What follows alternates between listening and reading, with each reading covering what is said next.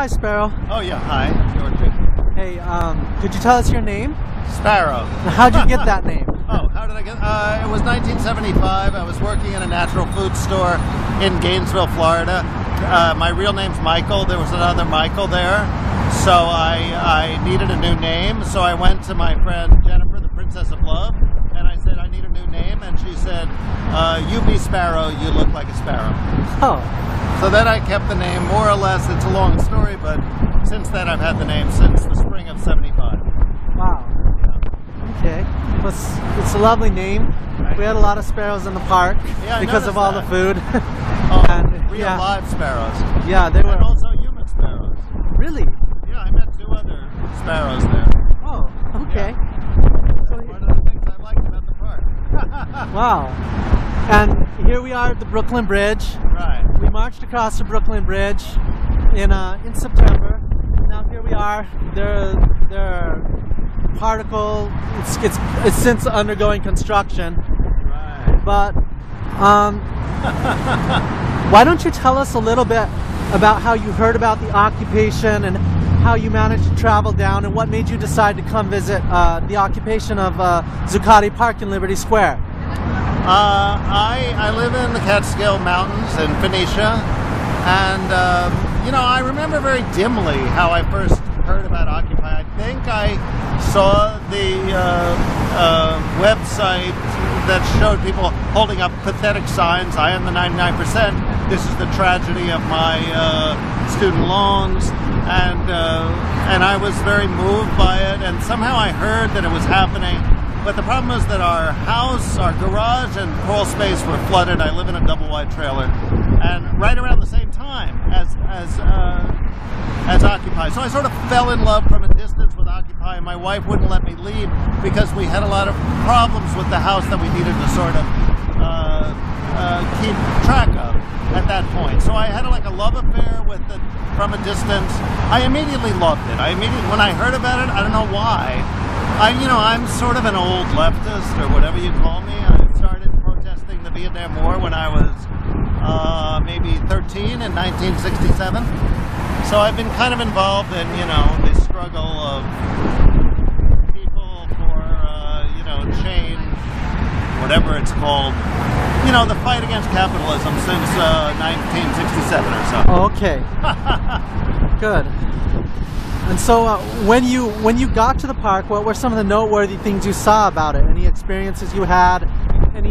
Anything that can give people an idea of what it was like during the occupation there? Because we have as many different perspectives of occupation as there were people who went through there, because the experience was different for everybody because it was so chaotic. Why don't you share for us what it was like during your visits to the park? I think the first visit I remember, I immediately met some people soon after I got there. They were playing drumming. I came in from the side of the park, the west side, where the drummers were. Immediately I heard a bunch of people drumming, and I thought, these people are not such great drummers.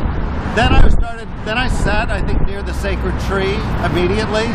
Then I started walking through the park, and immediately I met these people for no apparent reason. I just started talking to some young college students from Stony Brook. They were graduate students in science, I think, and it turned out they knew who I was. I'm sort of not famous in the real world, but the father of one of them had found my website where I'm running for president, sparrowforprez.com, and he knew me, and then we started talking, and I was telling him, we were talking, and I asked him, somehow we came up that he's reading Crime and Punishment, the book Crime and Punishment, and I said, that's funny, I've lately been kind of obsessed with the idea of the book Crime and Punishment, thinking about that book. And then a moment later, this woman came by with a sign that said, "Crime but no punishment." It was about the, Wall Street swindlers. So constantly there were crazy coincidences. It was like being on acid. Strange, impossible coincidences would happen all the time. That was my experience. Right. Magical intersections you know, and then I would walk, you know, 10 feet more, and there I would see my friend Io, who I know from Woodstock. You know, suddenly she'd be there, and you know, people you didn't expect at all. And, it was like a kind of like a cocktail party, but everybody was so happy, and everybody was ready to talk kind of endlessly about anything. That was right, yeah. Yeah. I remember that also. Yeah. I wish I'd had time to sit down and talk more. Moving from place to place was just, yeah. Yeah, I didn't really have to do anything. I had a very passive relationship. Oh, and then I had been thinking, well, maybe I will read some poems. I happened to bring some poems with me, because I write thousands of poems. And then I was there and then 2 hours later someone said, the poetry assembly is about to start. So, you know, it's just like everything worked out perfectly, and it seemed like to always work out perfectly every time I was there, more or less. Isn't that phenomenal? Yeah. Well, yeah. Or maybe it's not phenomenal. Maybe it's just the way things, to skip ahead to my last question, maybe it's the way things naturally are if you're not governed by fear and coercion.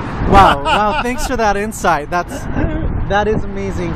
So, unless you have anything else to share about the occupation of the park, we'll move on to the second video. Yeah, I mean, I just like living without money. I liked, one time I went there and my belt was broken. It just happened that my belt had broken as I was walking to the park. So I said to someone, what do I do? And they said, well, go to, what was it called, where they had the clothing? Comfort. Right. So I went to Comfort, and there was this little black woman whose name was Sparrow. I didn't realize that till later. Sparrow Kennedy. Is that her name? Yeah. So I said to her, I need a belt. She said, we don't have a belt. Go to maintenance. Maintenance? Is that what it was called? Not maintenance, not at all. Shelter? Sanitation. Sanitation. She said they probably have some rope. So I went to sanitation. They had some rope. They're sitting there very calmly. The guy immediately pulls out a huge roll of twine, and he says, gee, if only I had a knife. And then the woman next to him says, oh, I have a knife. She pulls it out, you know, and then here I am with this wonderful rope belt, like a 12th century monk, you know. And nobody minds that you have a rope belt.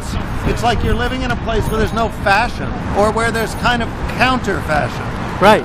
I like, because I walk through life, everyone thinks I'm a fucking homeless, but in the park, nobody really thought about it one way or the other, you know. Yeah, that was a unique aspect. Yeah. Okay, thanks so much. Oh, you're and welcome. let's move on. Yeah. Okay.